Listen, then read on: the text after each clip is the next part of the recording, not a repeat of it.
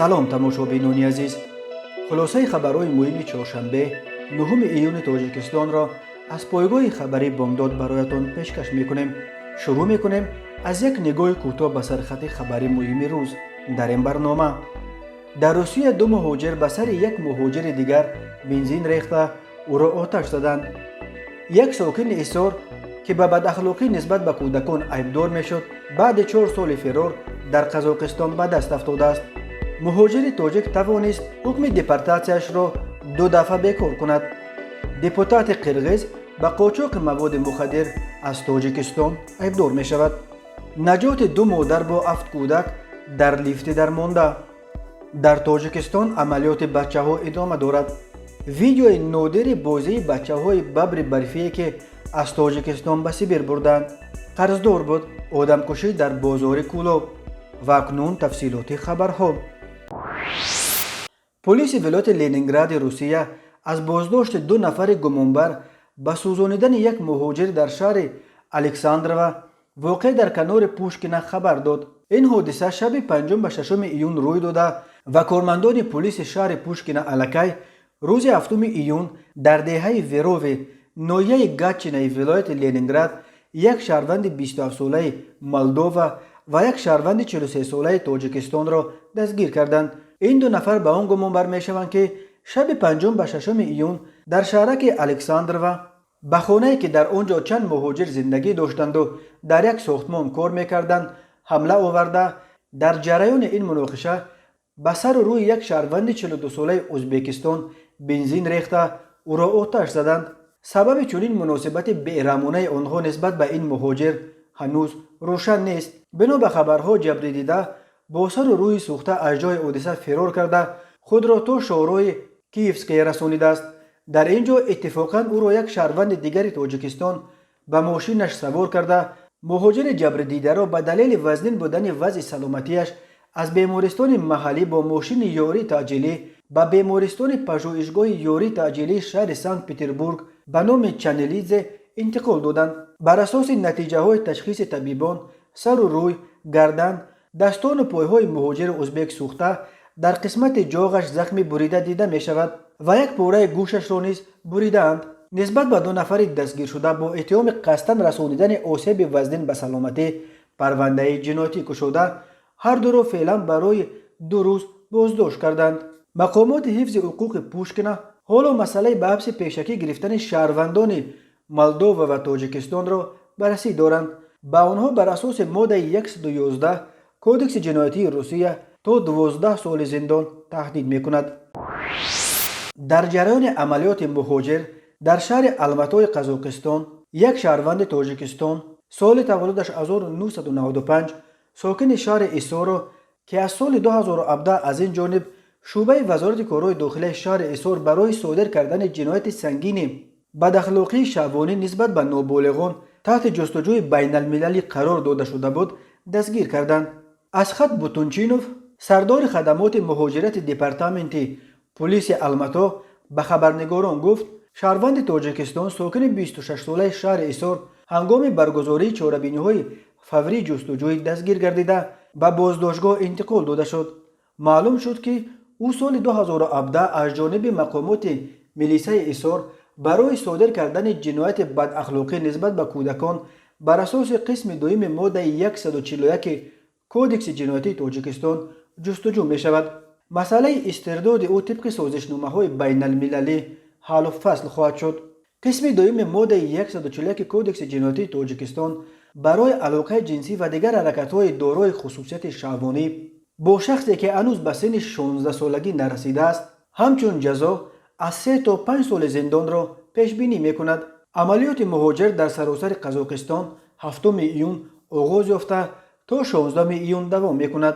پلیس ولایت قوستانای خبر داد که در جریان عملیات مهاجر در این ولایت یک شهروند 37 ساله تاجیکستان را پیدا کردند که او 7 سال باز بدون یگان سند در اینجا زندگی می کرد. پلیس یک جایه با بنیاد جمعیتی دمیتو اسناد این مهاجر تاجیک را برقرار کردند. او با جرم ویران کردن قاعده‌های بود و باش محکوم به اخراج از قلمرو قزاقستان شده است و کارمندان پلیس قوستانای این شهروند تاجیک را برای اخراج به وطنش به مقامات مرزبانی سپردند. قزاقستان بعد روسیه دومین کشور بزرگ میزبان مهاجران تاجیک به شمار می رود. بنا به حسابها در قزاقستان بیش از 50,000 مهاجر تاجیک کار و زندگی می کنند. دادگاه نویه کلینین شهر اوفای روسیه روز 8 ایون شهروند 35 ساله تاجیکستان پدر دو فرزند زمانوف رستم شهابویچ را آزاد کرد. همین دادگاه روز 19 می حکم اخراج رستم زمانوف از روسیه را با جرم ویران کردن قانونهای مهاجرت و همدستی به حزب فعلا در تاجیکستان ممنوع نهضت اسلامی برآورده بود. خود رستم زمانوف در یک تماس کوتاه با بامداد تصدیق کرد که شام 8 ایون از تالار دادگاه آزادش کردند. یادآور می‌شویم طبق قرار اول امین دادگاه از 19 می رستم زمانوف باید از روسیه بیرون کرده میشد و برای امین او را در بازداشتگاه مهاجرانی که باید از روسیه اخراج کرده شوند محکم کرده بودند. ولی دادگاه عالی جمهوری باشقردستان این قرار دادگاه ناحیوی را نپذیرفت و پرونده مهاجر تاجیک را دیگر باره به دادگاه ناحیه کلینین فرستاد. سودیا تختبولینا در قرار خود بازم فراتر رفته با یک تعبیری برای دادگاه روسیه امروز خیلی نادر خلاصه فسب درباره گویا به حزب نهضت اسلامی تاجیکستان همدستی کردن رستم زمانوف را به اساس خوانده است. رستم زمانوف زاده دهه چکورک نویه ایسار سال 1998 وقتی همگی 13 سال داشت به اوفا به مردکاری آمده. اینک 23 سال باز در همینجا کار و زندگی میکند. او میگوید بار آخر سال 2010 وقتی پدرش از دنیا گذشت به تاجیکستان رفته بود. او همراه برادرش عظیم زمانوف در بازار صدوای شهر اوفا میوه و سبزیجات سودا میکرد. برادر او را ماه اپریل سال 2021 به تاجیکستان اخراج کردند. ولی حکم اخراج رستم زمانوف را اینک بار دوم است که دادگاه عالی باشقردستان بیکار میکند. خود رستم زمانوف و همین طور نزدیکان او و نمایندگان حزب نهضت اسلامی تاجیکستان رابطه او را با این حزب اپوزیسیونی فعلا در تاجیکستان ممنوع رد کرده بودند. مقامات امنیتی روسیه گاه برای آسانتر به دست آوردن حکم اخراج این یا او نفر از اتهامات تروریسم و اکستریمیسم استفاده میبرند، چون که فرمان پوتین اخراج مهاجران را در دوره پاندمی منع کرده است و یا اگر تهدید برای امنیت روسیه به بار بیارند ظاهرا مقامات برای دلپوری با حکم رستم زمانوف نیز به ضد او از اتهام همدستی با حزب نهضت اسلامی تاجیکستان استفاده بردند. ولی این جوان تاجیک با چنین گفتگو راضی نشده و توانست 2 دفعه توسط دادگاه عالی باشقردستان حکم اخراج خود را بیکار کند.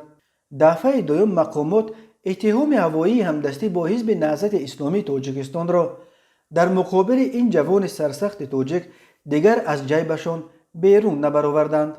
فعالیت حزب نهضت اسلامی تاجیکستان در تاجیکستان در سال 2015 منع شد. بعد آن رهبران حزب اظهار داشتند که به خاطر امنیت اعضا و طرفدارانشان تمام فعالیتشان را در داخل تاجیکستان و کشورهای اسنگه قطع میکنند.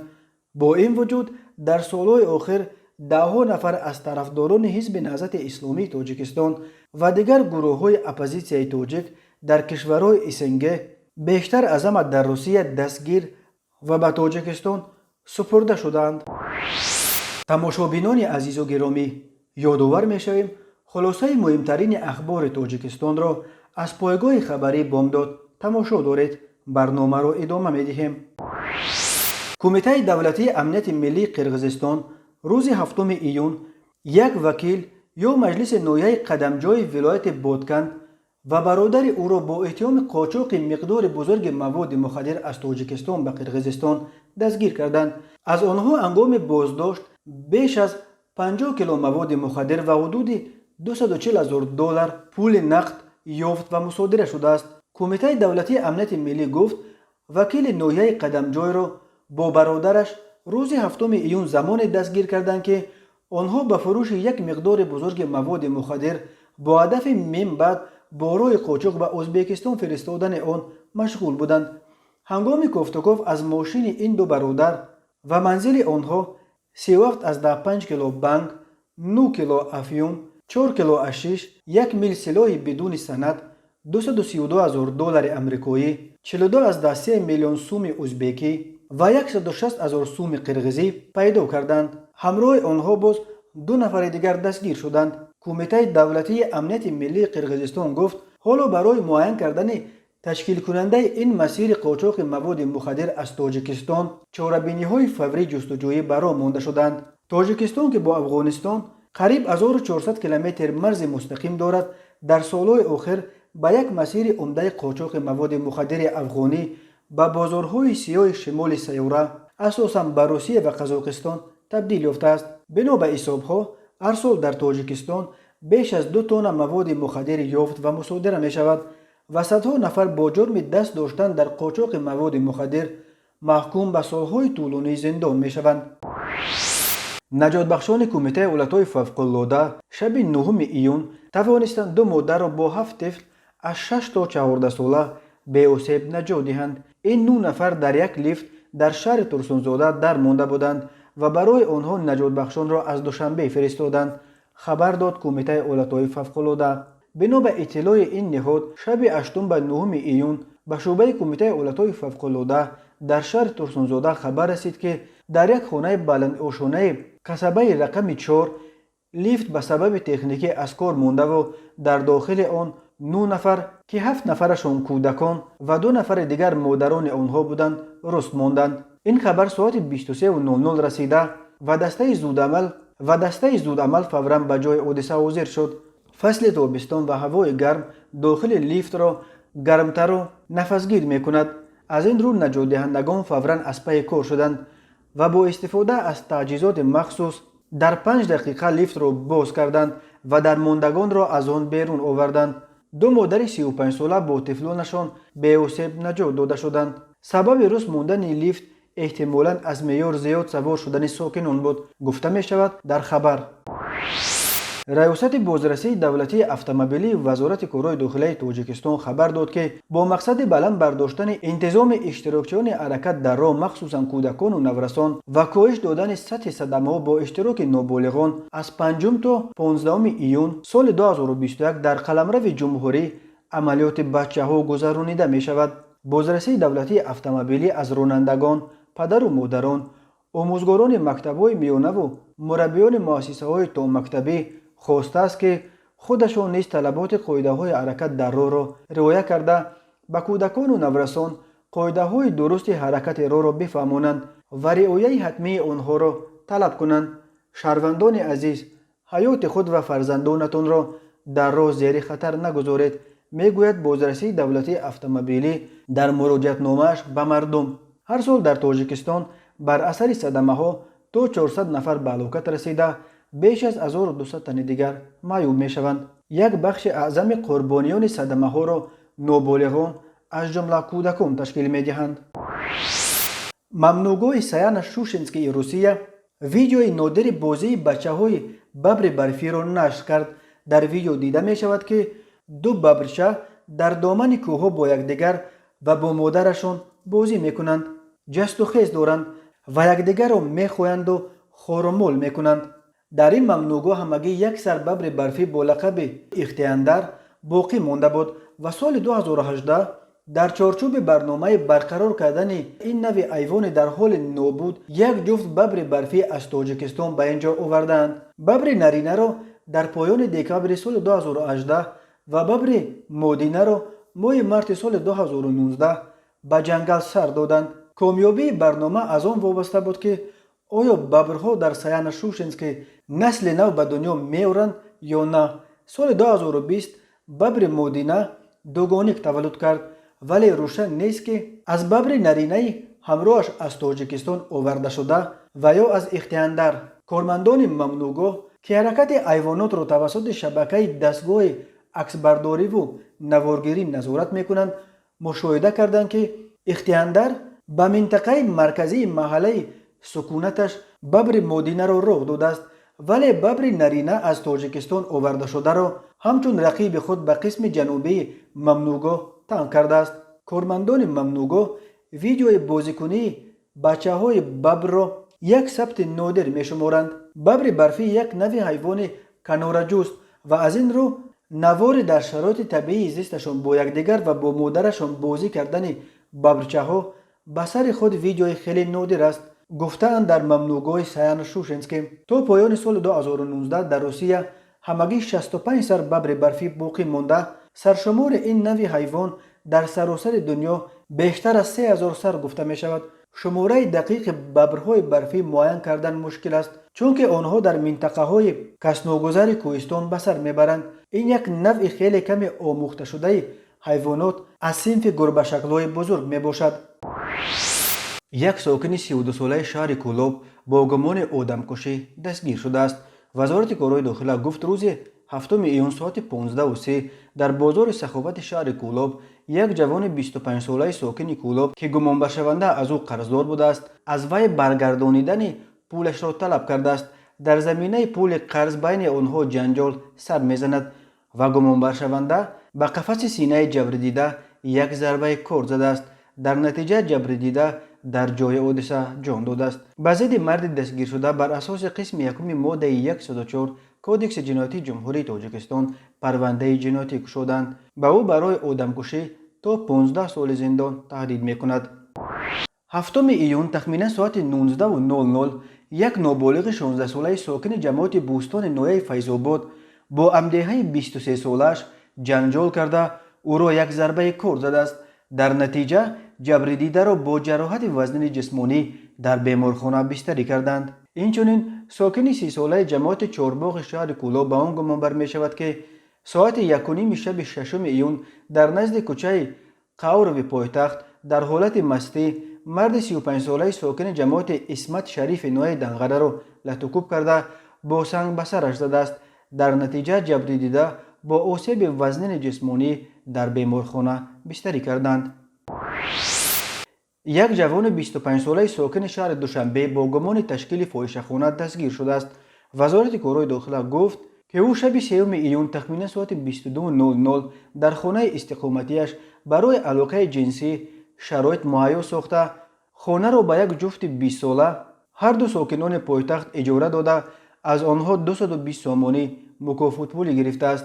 اینچنین نام برده با امین راه شام 4 ایون تخمینا ساعت 20:00 به جوان 22 و جوانزن 25 ساله ساکن نویه تیمور ملک و رودکی برای علاقه جنسی شرایط مهیا نموده از آنها نیز 220 سامانی مکافات پولی گرفته است. او به این شیوه 7 ایون تخمینا ساعت 18:00 از جوان 23 و جوانزن 23 ساله هر دو ساکنان پایتخت برای علاقه جنسی در منزلش 220 سامانی مکافات پولی گرفته است. تماشابینان عزیز و گرامی، این بود مرور به خلاصه چند خبر مهم روز 9 ایون تاجیکستان.